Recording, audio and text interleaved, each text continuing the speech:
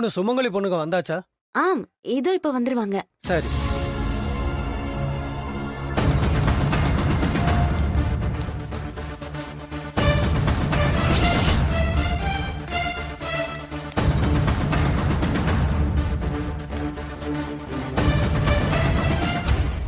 இதோ வந்துட்டாங்களே.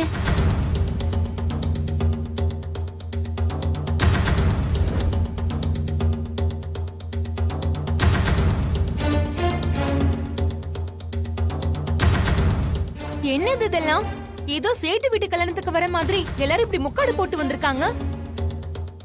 சடங்கு பண்ணும்போது இப்படிதான் இருக்கணும்னு ஜோசியர் சொல்லிருக்காரு. ஆமா ஆமா, பூஜை பண்றப்ப அவங்க முகம் தெரியக்கூடாது. என்ன புதுவிதமான பூஜையா இருக்கு? அதான் ஐதீகம்னு சொல்றாங்கல்ல. அவங்க வந்து பூஜையை பண்ணிட்டு போக போறாங்க, அவ்வளவுதானே? அவங்களுக்கு ஆரத்தி எடுத்து கூட்டிட்டு வாங்கம்மா. சரிங்க ஐயா.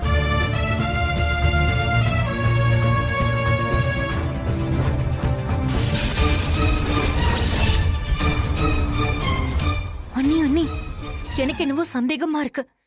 இந்த மாயா ஏதோ பிளான் பண்றா. என்ன சொல்ற? இந்த 3 பொண்ணுல ஒரு பொண்ணு என் தனாவா இருக்க கூடாது? ரொம்ப நன்றி உங்களுக்கெல்லாம். நான் சொன்னதுக்காக ரிஸ்க் எடுத்து வந்திருக்கீங்க. பரவாயில்ல, ஒரு நல்ல விஷயம் நடக்கணும்னு தானே சொன்னீங்க. இதுல எங்களுக்கு சந்தோஷம்தான். ஆமா, தனா உங்க கூட தானே இருந்தா, எப்படி மாறினா? அதுவா?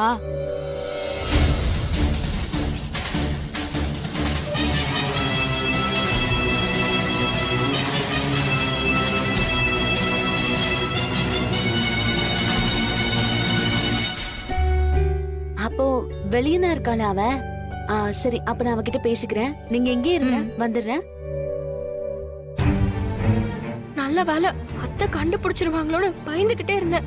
ஆனா அந்த பத்மா அத்தை சரியான ஆளுதான். கரெக்டா வந்து செக் பண்ணாங்க பாரு. நல்ல வேலை, நீ அவங்கள டிஸ்ட்ராக்ட் பண்ணி விட்டுட்ட. இப்ப நீ திரும்ப உள்ள போறப்ப ரொம்ப ஜாக்கிரதையா இருக்கணும். நான் அவன் கூடவே இருக்க முடியாது. அந்த கார்த்தி இப்ப ஸ்டேஷன்ல தான் இருக்கான். அவனை எப்படியாவது 15 நாள் ரிமாண்ட்ல உள்ள தள்ளி ஆகணும். சரி கதிர். சீக்கிரம் எடு. மாயாதான். ஹலோ தனா, எங்க இருக்க? நானும் கதிரும் இங்க வீட்டு பின்னாடி பக்கம் தான் இருக்கோம். நல்ல வேலை, எங்க அத்தை உன்னை பாத்துருவாங்களோன்னு நான் பயந்துட்டேன். எனக்கு டென்ஷன் ஆயிடுச்சு.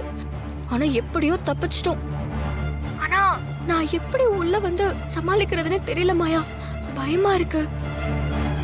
அப்பா பாத்துட்டா அவ்வளவுதான், இந்த பூஜையே பண்ண விட மாட்டாரு.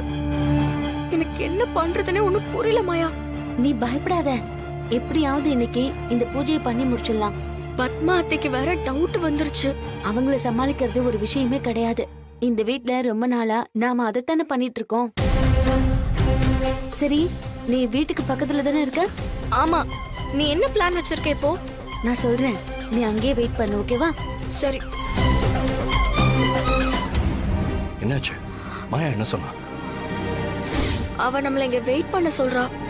போற்றி ஓம் கணபதி. ஐயா, ரகுராம் ஐயா வந்து உட்கார சொல்லுங்க, நேரம் ஆகுது இல்ல?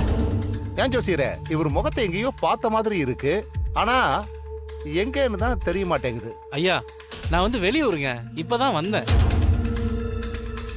சொல்லுங்க. ஆமாங்க, இவர் என் சொந்தக்காரர் தான். வெளியூர்ல இருந்து இப்பதான் வந்தாரு. ஆளை பார்த்தா உங்க சொந்தக்காரர் மாதிரி இல்லையே. அது தூரத்து சொந்தங்க. ஏங்க, இப்ப அதை தெரிஞ்சு என்ன பண்ண போறீங்க? பேசாம இருங்க, சும்மா எதையாவது கேட்டுட்டு இருக்காதீங்க.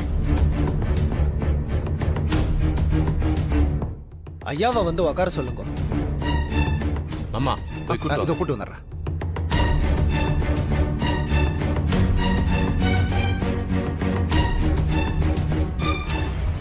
இந்த சேர்ல உட்காந்து பாதத்தை இந்த தட்டுல வைங்க ஐயா.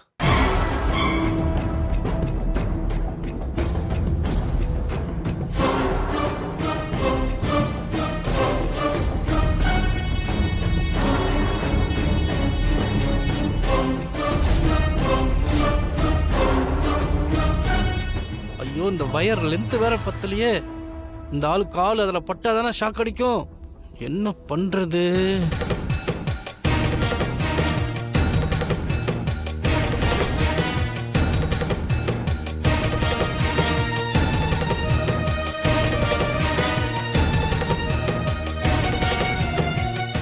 முதல்ல உங்க மனைவி உங்களுக்கு பாத பூஜை பண்ணணும். ஜானகி அம்மா, நீங்க வந்து பாத பூஜை பண்ணுங்க.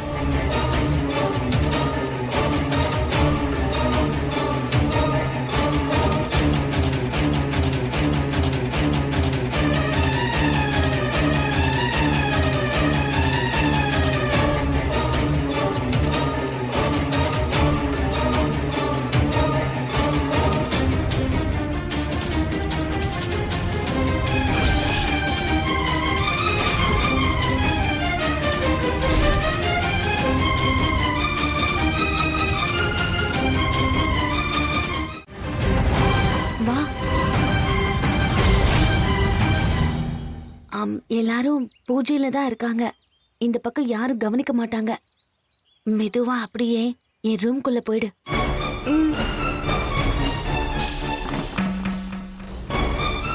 மாயா, எனக்கு பயமா இருக்கு. ஹே, யாரும் பார்க்க மாட்டாங்க. அதுல இந்த வீட்டை விட்டு நான் கதிர் கூட வெளியில போகும்போது நானும் கதிரும் நல்லா வாழ்ந்து வாழ்க்கையில முன்னேறுவோன்னு சொல்லிட்டு போனேன்.